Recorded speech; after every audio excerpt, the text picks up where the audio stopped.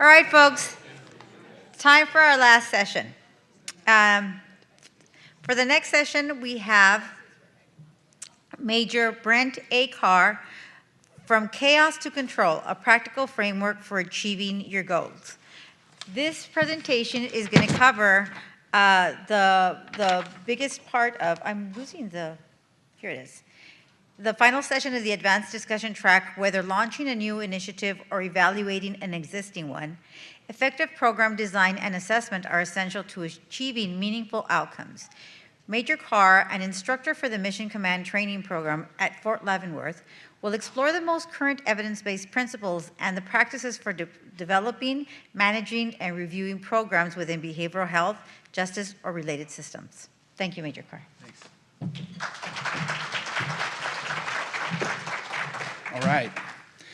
So what the heck am I doing here? Usually in my experience, when we discuss the intersection of mental health and the military, it's usually not in this capacity. It's in some other one that requires someone a little bit more expert in those things than me to stand up here. But I'm thrilled to be here to have this opportunity. When I was approached to be able to come and impart some of the stuff that we do, it was a little strange, but we're going to certainly get into some themes that I think are very important, that you'll hear me talk about fundamental truths a lot, and how what that means is how things should be able to span the depth and breadth of issues that we face, not only in my capacity as a military officer, but in anyone's capacity that's trying to solve a problem. I know a lot of people have approached me over the last day wondering if there was going to be some sort of physical component to this talk, some sort of, is this the Tony Robbins part of the conference that occurs? And I negotiated it down to almost no explosions. That will be contingent upon participation in the question and answer period. But what's great about this, if you see, let me give my standard disclaimer, is that these are my views and in no way represent the Army or Department of Defense. I'm here of my own capacity. And the good news for this too is all of the stuff that you're going to see during this presentation is all open source military doctrine that you can Google, and it's there. And somewhere in there I was thinking about a joke about how mind-numbing and huge our doctrinal manuals are, but then I've been in too many judges' offices and seen the legal references up on their walls, so I think that's a known thing already. So let's go ahead and get started. For our agenda today, I'll tell you a little bit about myself, why I feel comfortable standing up here and talking to an esteemed group of already problem solvers about what we're doing. We'll go into some common daily traps, and then this middle part here, the steps to success, is my personal distilled version of a lot of the doctrine that we discuss in our leadership circles, down to what I think are some pretty digestible and understandable things, and then we'll finally talk about some pitfalls and discussions.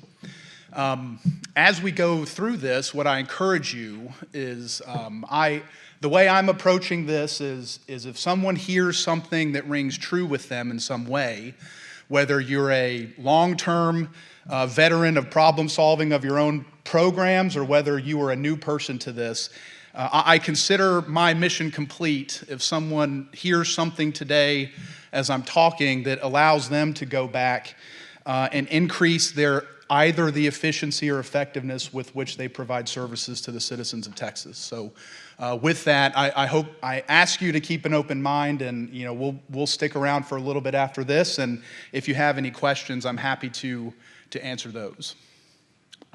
So who am I? I first and foremost, if you don't know him, I am the son of Judge Brent Carr, who's one of the committee members that's here. He is the one who ultimately asked me to come and present on this stuff, and I'm very happy to. I'm still active duty. My family and I live in Virginia. I was able to fly down here to do this. I've been in the Army for 17 years.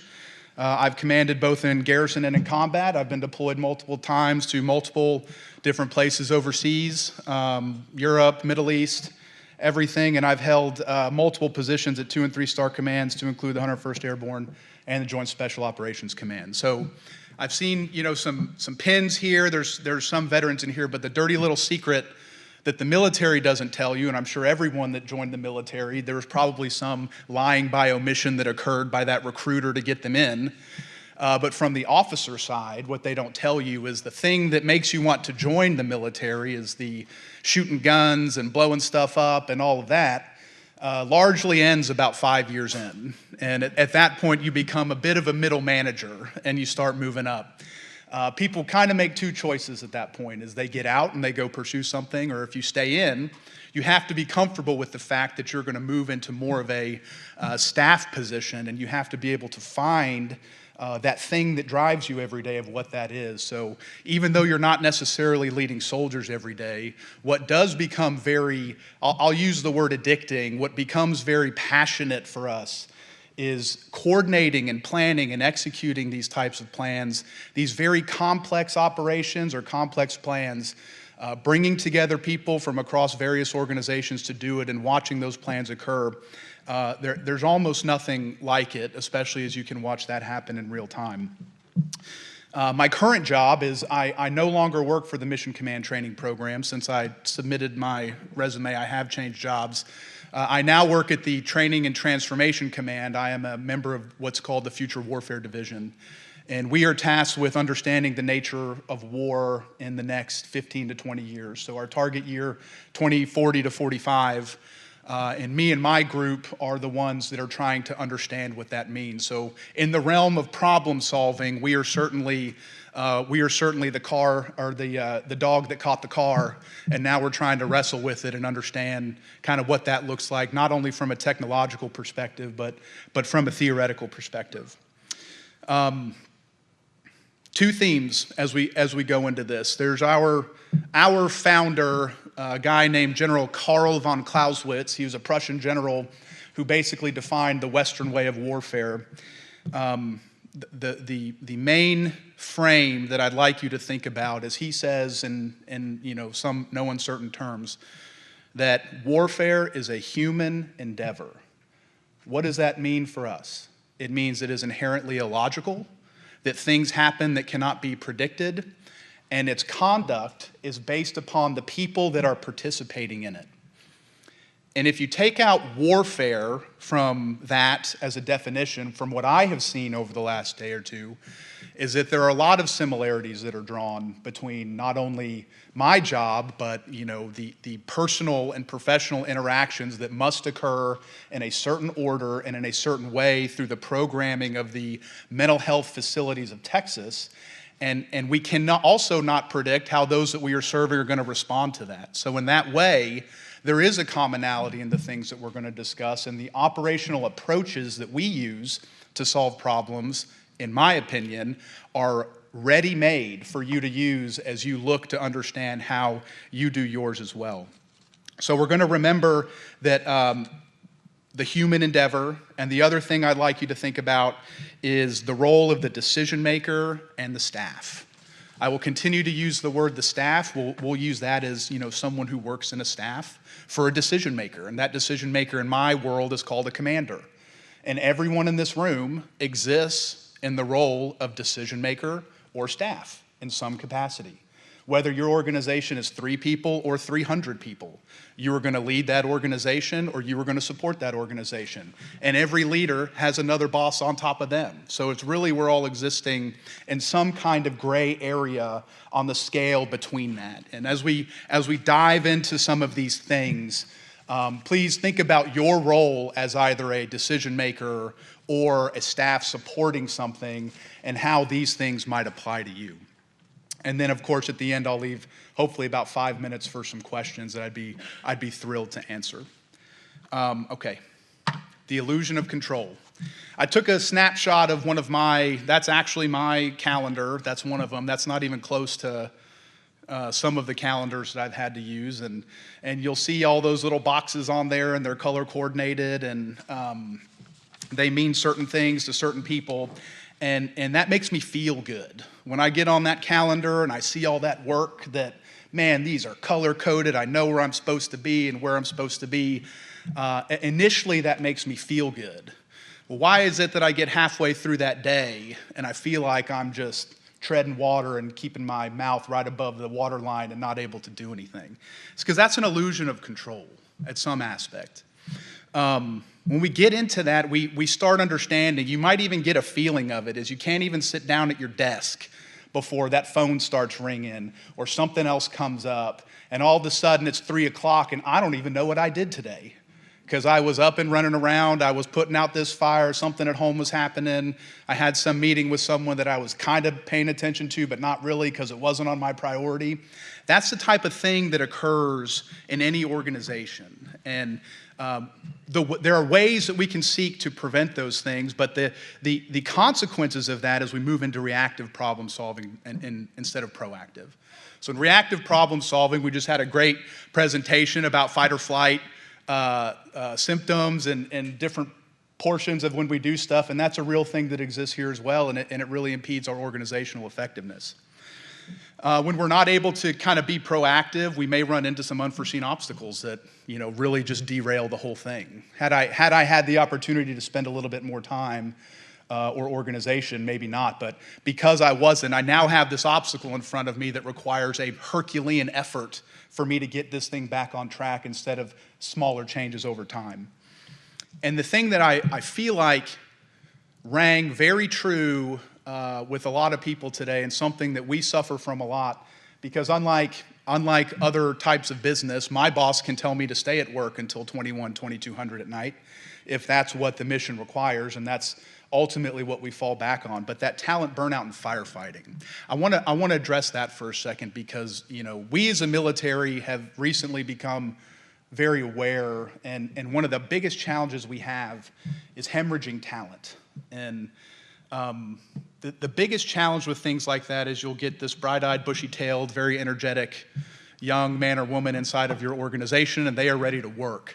Well, how long can I keep thrusting stuff upon that person before their eyes get a little bit dimmer, their tail gets a little bit less bushy, and all of a sudden I've created another cog in the wheel because this was my number one person. If I couldn't rely on anyone else, this is the person that I turned to, and all of a sudden their dance card is about 3 feet thick of things I told them to do. All of these are consequences of an organizational lack of the required structure that we need in order to understand what that is. And before we move on, I'd like to draw a distinction between routine and discrete problems. So routine is great. Again, we've got a large legal community here. The docket is every Thursday. I'm going to call. Everyone knows exactly when people need to be where. That is extremely important as the legal process moves forward. We cannot be very dynamic with trying to get people where we need to be in order to make them do stuff. But the other aspect of this organization that is here right now is I've heard lots of talks and discussions from different program managers, from different people managing budgetary concerns. These program-style organizations that do have longer lead times in the things that they do, that need to look at that structure that's provided by our legal system, but maybe they need to also consider how they're achieving their goals in a way that not only aligns with that, but applies the principles required in order to understand what those things are. So I am certainly never going to advocate, we call it a battle rhythm. It's called, we'll call it routine planning here, but the sequence of events that must occur to keep everything running is very important. How do we integrate with that? How do we get our program goals? How do we plan for unforeseen circumstances? And the way that we're going to do that, as we're going to talk about it, is there's really 4 steps to that. We're going to operationalize, visualize, plan, and assess. So you'll see my nice little arrow. There, you start here. And why do we start there? So I would submit every operation, we'll call it, every program, everything. It could be a fiscal year program. It could be some sort of directive from a legislative body. However that is, but that's going to involve some sort of an initial description of the problem to be solved. And who is going to do that?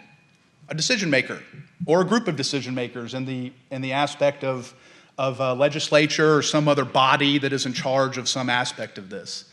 And what I would submit is the way that we are going to be told what we need to do with the people and the funds that we have, I would submit those things are largely qualitative versus quantitative. So the qualitative way, I have never heard a leader or someone in charge approach their subordinates and say, I want 15% reduction of expenditure with 335 of these vehicles here. Like, it's too detailed, and that's not what I need that person to do. What I need a decision maker to do, and what they usually do, is they're going to describe the problem in a way that is understandable, and they're going to give that to their staff to try to figure out how to achieve that thing that they want. So as an example, and I'm going to make up some examples here based off of stuff that I've heard, is, this year with the funding we have, we want to increase intervention of mental health services across the state of Texas in a meaningful way. That is a great, very open-ended, kind of hard to understand end state. It's a worthy one. It is worth doing. But what is the process now that we have to take in order to achieve success in that? We might go back to that decision maker and ask for a little more guidance, but in the absence of guidance, we're going to go through this visualization piece right there in the middle, and that's where we're going to try to understand exactly where we want to go, and we'll talk about this in a second. I want to know exactly what the end state is. I need to know what I have at my disposal to get to that place, and then we're going to describe what's called an operational approach. An operational approach is the means and methods through which I take the current things I have and I achieve my end state through managing all of those aspects of that problem-solving process to get there. Once that's done, we're going to get into the plan. And this is where that staff comes into play. There are a ton of experts in this hotel right now. They are critical to the success of everything that we are trying to do, everything that you are trying to do inside of your organizations. And those are the people that are going to make up the crux of that part of the organization that's going to turn that very squishy guidance from that decision maker into the options that they have at their disposal to achieve that thing.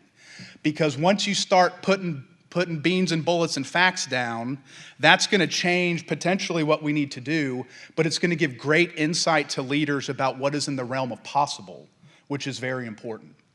Once we get done with that, we move into the after the planning as we go into assessing. I will stop short of describing how assessments are done inside of this community or inside of some of these things. I know being mental health court adjacent growing up with, my dad being one of the first ones around and one of the pioneers of this type of thing, that assessments are always happening. But are they good? Are we getting the things out of them that we need to get? Does the assessment do anything except get typed in a Word document and put on a SharePoint and just exist as a monument to operations past? And I can say from my experience that is something that is a challenge for ours, as opposed to, does that assessment feed back into our circle here, back into that decision maker, so that as the cycle of decision making occurs, that we can continue to do that. Operationalize. I'm not quite certain that that is a real word. I will be upfront with you right now.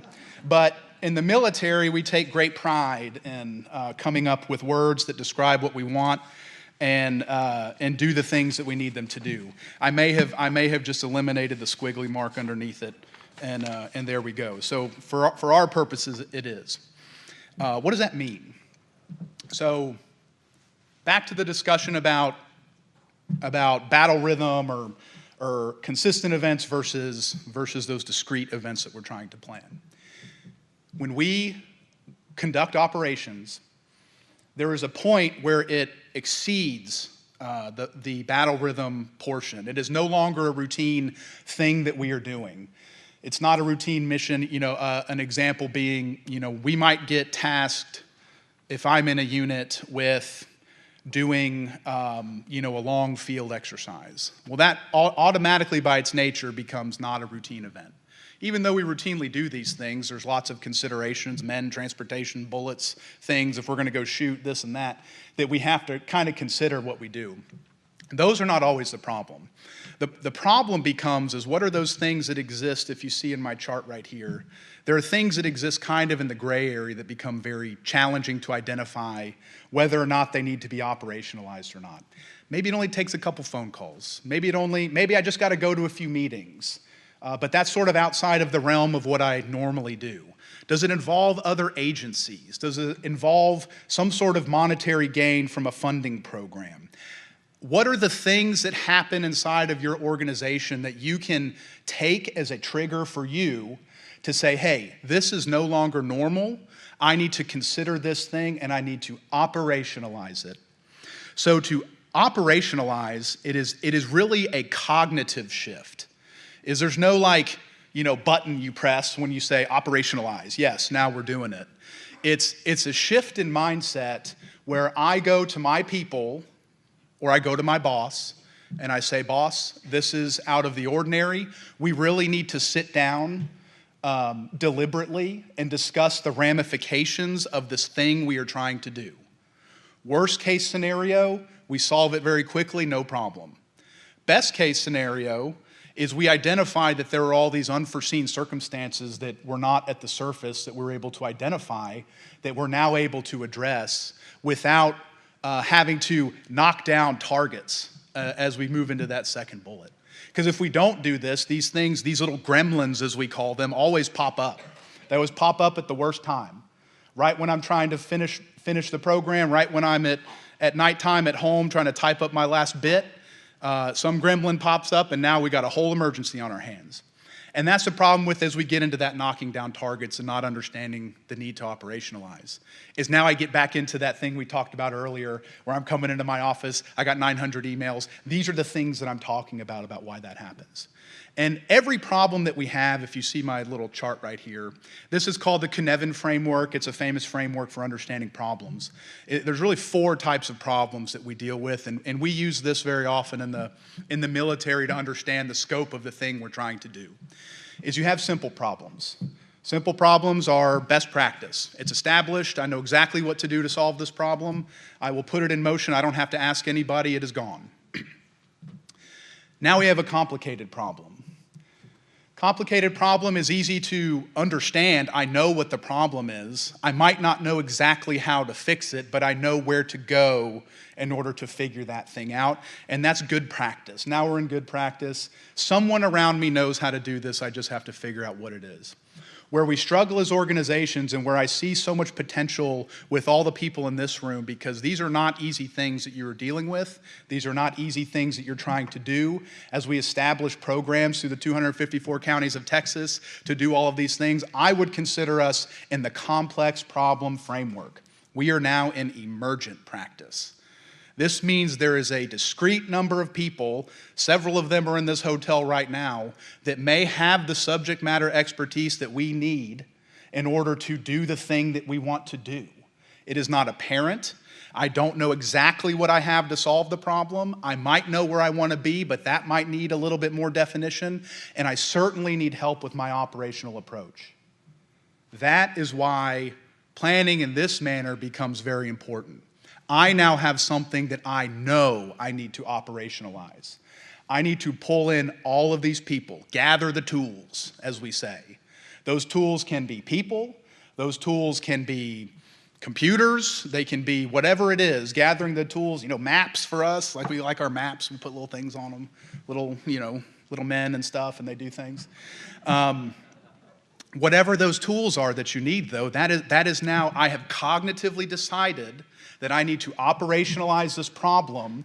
Now, brain shift, I gather the tools to solve it.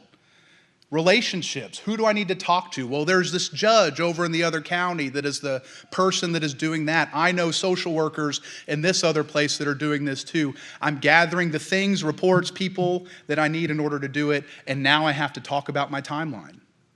What do I got to do? I assume that a lot of stuff runs on the fiscal year calendar, much like it does with us, which is a very fun thing right now in the midst of a shutdown. as so many, whatever types of operations we had are on hold. But, that's a great way to look at it, is whenever that funding comes in, I know I have to spend it by a certain point. As an example, I'm sure that there's other timelines as well. But I'd offer to you that we operate off of 4 timelines. We have hires timeline, so I didn't include that one here, but that one's probably worth understanding. If I get a directive from a legislative body or some other managerial sector, I probably want to know what time I need to get back to them on. So that's a good thing to put on my timeline. And then I have my operational timeline. So that is the timeline for me. When do I need to be doing stuff to get to my end state? And then I've got my planning timeline, is what are those meetings? We call them boards, bureaus, cells, committees, and working groups that we need to establish across a timeline in order to achieve those things that we need to achieve. We have a 4th timeline called the enemy timeline, where we try to say what the enemy is going to do, but I don't think y'all have to deal with that. Or you can insert whichever organization is your enemy and you can plot their timeline also. But that is essentially the, operationalizing a problem. It's not, I hate to sound like I'm speaking down to anyone, because, some of this stuff seems very easy to understand. Fortunately, I'm in an organization that speaks to the lowest common denominator. So that's important for us, because we need everyone to be able to understand what we're doing. But, it's not, as I have found though, that cognitive shift is not always apparent, and it's not always understood, and the power of stopping what you're doing and saying, we need to plan this now, is incredible. To get a common understanding of a problem amongst your organization, even if you don't need it, what's the worst that can happen? But bringing the people together is critical in understanding this stuff. Visualization. This is me speaking more to the decision makers at this point, but anyone that might be a future decision maker, I encourage you to understand this as well. It is your duty to provide the most clear explanation of the thing you want done to the people that are working for you. It is your duty to provide the most clear explanation of the thing you want done to the people that are working for you, and that might involve coming back several times and hashing out what that is. We already talked about the current situation. I want to describe my current situation, and I want to describe my end state. In the case of this, is I want to be able to tell at some distant time that I have achieved A, B, C, and D. And the only thing that I would offer with this is, as we visualize, there are some pitfalls that come with that, leaders are, because of time management or because of lack of time or some of the things that they want. I stress so hardly about being a very descriptive person, as descriptive as you can, because the worst thing you can do is send your staff or your workers on a very hard, heavy lift of some sort of analysis to be done for it not to necessarily meet exactly what you wanted it to do. When maybe if I would have taken just a little bit longer to describe it, I could have prevented a lot of expended effort or expended professional capital in the conduct of what I was doing in order to allow that to happen. As we talk about an operational approach, those things are going to greatly be determined by the things you have at your disposal. So, money, people, other resources, that's going to sort of drive how you achieve your objectives. And that's, as we operationalize it and we gather those tools of understanding, we're going to rack and stack those things by priority that will turn into the methods that we seek to achieve our objectives. And those things are going to be qualitative and quantitative. We need both. I can't just do data. I have to be able to describe the data in a way that is important to the people that are receiving it, that speaks to the things that they want to do. And the quintessential question of, can we measure it? Is it worth being a factor in our approach if I am unable to determine whether or not it is being successful or not? That's going to be a big challenge that we'll get into here shortly. General Eisenhower, obviously the GOAT, one of our big people we love to talk about. Plans are useless, but planning is everything. And Why does he say that? Because, you know, another adage that we use is plans never survive first contact with the enemy. Because we had, as we talked about, we had this whole human endeavor thing where we have a living, you know, if war was like a Ford assembly line where I could just kind of put my little machine and go and it would just, you know, make Toyotas and that was the end of it, that would be fine. But, you know, on the other side of that assembly line, there's a bad guy that also can move around and do stuff. So that's what makes this poignant, because the planning process is very important because it allows us to understand those left and right limits. But that doesn't necessarily mean that it's going to be what we need, but it allows us to initiate movement.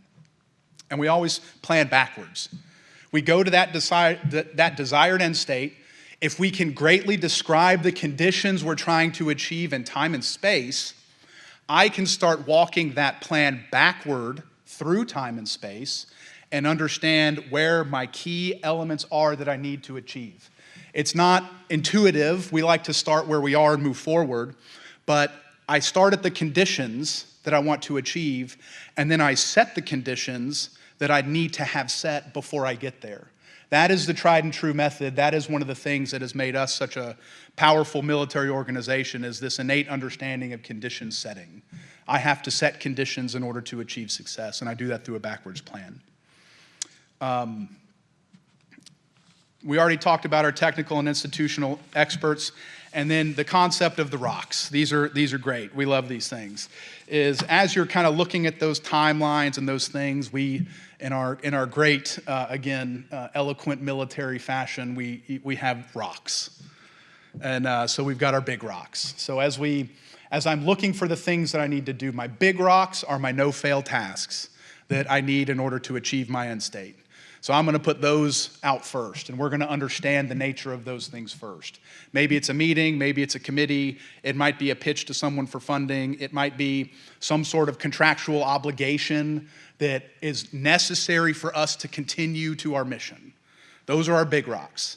And then, as you can intuitively understand, we have our medium rocks and our little rocks that fill in where those big rocks go, that let us plan for what those major events are that we need to achieve. So in that aspect, as a method, don't forget the backwards plan. Put in your big rocks first, and then based off of your time, capability, and effort, start with those medium and those little rocks, and then you'll see what fills out of there. All of a sudden, you'll find yourself confronted with a pretty rock-solid operational timeline and planning timeline to achieve those objectives. And certainly continuously assess that. It might need to change, but that's a great starting point, I think, for any organization to do. As we kind of get to the crescendo here, I'll take a couple of minutes to talk about assessments. Are we achieving our goals? Man, what a question. How do we know we're achieving our goals? Well, because they said, we got all this data that said that we were achieving our goals. We'll talk about data in a second, but I like these terms. These are the ones that are used in our planning process. Is we have measures of performance and we have measures of effectiveness. So as I develop this plan, I'm going to sit around with all my other expert people, and we're going to say, what are the things that I can look at through this year-long, multi-year, however long process that is going to give me insight into whether or not I am achieving my purpose? Those things are measures of performance. So as an example, again, I'll use an example framed off of the conversations I've seen over the last couple of days. Our measure of performance is the number of individual encounters who have received mental health services in courts across the state of Texas. And we're going to say, over the last 6 months, the number of people who have received those services has increased by 20%. Great. That is a great measure of performance. Based off of what I've heard, that's exactly what we're seeking to do, is we're trying to get a hold of those people before they're too far gone, and we're going to put them through something that's going to make them functioning members of society again. Now, that's our measure of performance. And here's a very important part, is a measure of performance without a measure of effectiveness is worthless. Because now, I'm glad I increased diversionary encounters by 20%. However, the level of recidivism is the same. So now I've got a problem, because the qualitative nature of the thing that I was trying to seek with that quantitative data is giving me a different look of the thing that I need. And that is why we always say the science has to serve the art. The quantitative has to serve the qualitative at a certain point, because without that, data is just numbers. And we go back to that false sense of security that we had not only with planning. Data is a big old thick blanket I can wrap myself up in when I want to get all my numbers of all my stuff that's doing real good, and it's going to make me feel real good, a bunch of pluses and a bunch of big percentage numbers in it. But is that helping me achieve my purpose? And I would submit as we go through this stuff, that is certainly where we are challenged, and that's why we're all professionals here. That is your job. That's my job. Is we take those things and we turn them into things that speak. They have to speak back to that decision maker. I have here the cognitive hierarchy. It's one of my favorite things to discuss. At the bottom, you have data. Data is at the bottom because it is the least valuable thing to me as a commander. If my commander tells me to bake him a cake, and I come back and I give him like eggs and flour and water and a bowl, and I say, "Sir, your cake," he's probably gonna kick me out of the tent or slap me over the head or something. When your commander asks you to bake him a cake, he expects a cake to be given back to him. And what am I describing there? I'm describing the synthesis of data towards actionable understanding of the thing that you need. Decision makers need that. They are valuable because they have knowledge, skills, and experience that inform the decision-making process for the end state they are trying to achieve. Our job as a staff or as workers is to feed those knowledge, skills, and experience. There are centuries of experience in this room right now that, I could not even expect to have, and I would never be expected to make some of those decisions. But I guarantee you I can find out the things they need to know and package it in a way that will inform their process to continue to move back down here. Back down this.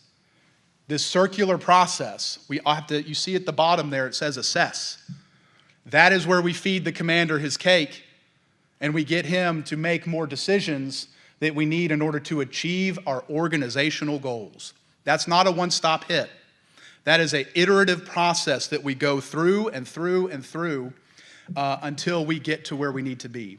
So instead of data, I encourage you, not to get too philosophical, but understanding is fleeting. We can achieve understanding as an organization kind of when we're together. The second that meeting ends and everyone says their piece and we have this great mind meld of things that are going on, the second everyone leaves, that understanding goes away. Because things start coming in. I got a phone call that changed the thing, or someone else got an email that changed the thing. So our understanding, is fleeting and it goes away. Where we can live all the time is in information and knowledge. And if we're providing that, if we're seeking to live in information and knowledge inside of our organization, so that means like a data, as an example, data tells me a number, and then if you ask the question, so what, to that number, 20% increase in interactions with mental health people. So what? Well, that means that we have more people throughout the counties that are doing the right thing that we need them to do. All right, that's a little bit more cool. Now we're getting somewhere. But then it's the big question, if you see that second arrow going up to knowledge, is data, so what? Well, we got people doing the stuff that we need to do. Now what am I going to say? Therefore, I have a conclusion. Therefore, decision maker, here is my assessment and analysis of where we currently stand that is going to give you the information you need to make decisions. So as a final thought on this, assessments are a huge passion of mine because we don't do them well in my organization, and frankly, they're one of the easiest and most important things to do, and we should do them well. But always seek to provide your leader with the things that they need to be successful because they are leading your organization. And if you remember that circle, pardon my French, but there's shit in, shit out is a thing that we say. So if we're not providing the right things we need to our commander, then it's likely that he is not going to give us good guidance back for the things that we need to do. So as you look at your assessment programs inside of your organization, if you're going to provide any time towards understanding what that is, that's where I would encourage you to look as a starting point. I'm coming up on 5 minutes. I'll hit this very, very quickly. This is another very military graph that I will attempt to explain as a good understanding of where we are. So if we've done this correctly, you'll see that line in the middle. This says planning and preparing, and it is beelining straight to that big old beautiful circle right there called envisioned end state. If I have done everything perfectly, I stay on that line, I go pierce right into that thing, and everyone has a party at the end of the year, and there's enough money in the budget for pizza and whatever that is. But that's never likely true. So what a way to think about it is, if you've done this properly, is you're not going to solve every problem, but you certainly can account for every problem. Maybe I don't have the information I need to solve every problem or do what I need to do, but I can, if you see their execution decisions. I can create an understanding where there may be pitfalls along the path of success that might require me to make, or my organization to make, a decision to get back onto that path. And that is usually a delegated decision, as maybe it's not the decision maker, but we're gonna say, if we run into a bear in the woods, we're gonna go right, and everyone's just gonna do it. And that's just how that's gonna go. No need to talk about it. Everyone knows exactly what the plan is. Further, if we know we have some sort of a sticky situation, like maybe we're expecting to get money for this thing and the money falls through, but we still have to do the thing that we need to do to serve the people, that's going to turn into an adjustment decision. That likely would require a reconvening of the team to figure out what our options are to do that bigger correction, that bigger arm correction back to our envisioned end state.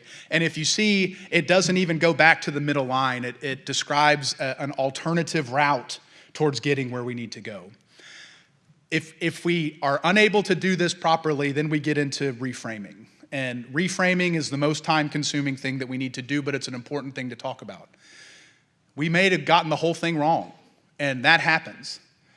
So now I have a decision on if I drive this train over the cliff, or if I stop, go all the way back to the beginning, and reevaluate where I was and where I need to be. Maybe I got my current state, end state wrong, or something with my operational approach. But as important as operationalizing is understanding when you're in maximum danger and you need to reframe the problem because maybe we didn't get it right the first time. And that stinks, but that is certainly better than trying to ride in a flaming boxcar knowing that it's not going to go where you need to be. So, ideally we stick into execution and adjustment decisions, and hopefully reframing is not something we need to do. I'm going to go ahead and skip forward. I have time for a couple of questions, a couple of minutes here if anyone has anything for me. I will be around for a little bit following this during the social hour for a bit, but I am leaving tomorrow morning to head back to my day job. So please come find me if you want to discuss more, and I'll be happy to give you my email. But I think I have time for a question or two. Yes, sir. First, I want to thank you. I think you've been fantastic. But this is philosophical. When you're dealing with issues such as justice, which are nebulous and vague, their values, and things you can't control, like someone's actual mental health, you can try to help, but you can't control the outcome. How does dealing with those types of values and nebulous things, as opposed to defeating the enemy or building a building or something that's solid, how do your principles change, if at all? Do they change at all when you're dealing with things that at the end you don't really get to control? Sure. I would offer, there's a discussion about scale. If it's me with a person that's suffering from a mental health problem, there's probably not a lot that a planning process is going to do to solve their moment of crisis or something like that. But as far as a program, and that's why I think that the parallels are there, because, you know, if we go back to our chart here, the one that we didn't touch on is kind of chaos and complex. Is oftentimes you're going to be confronted with things that are very difficult to even comprehend what they are. And in those circumstances, we need to start moving in some direction in order to gain situational awareness of where we are in time and space. So I'm going to make a decision. It might not even be the right one, but initiating movement becomes the challenge there. And again, I don't think this is appropriate for, you know, individual circumstances of encounters on the street or something like that, but from an organizational perspective, I can certainly see several where the process is ill-defined, things are not going good, and we need to figure that out. So what I would offer is, if you find yourself in chaos or an extreme complexity, you're still going to bring that team together and you're going to start moving somewhere. And the second that system is going to start giving you feedback, will now anchor you to a place where you can start evaluating where you are in the system and where you need to turn to or pivot to in order to make sure you're moving in the right direction, ideally to get that problem back into emergent or good practice, complex or complicated. When you're in chaos, you want to get back to one of the other ones. Okay. Well, that is my time. I will turn it back over to the team. Thank you so much. I look forward to talking to anyone after the thing. I'm supposed to be like a silent observer, but I just wanted to thank you so much, because it does help us as leaders in our community to be able to create programming that can be responsive to that individual. So if we can manage our money better, if we can develop programs that sometimes we're in chaos because money ends, and people don't start needing the services. So I think I want to thank you so much, because I kept looking at my deputy saying, see, I don't need numbers. I need a solution. So thank you very much. And I apologize to your deputy.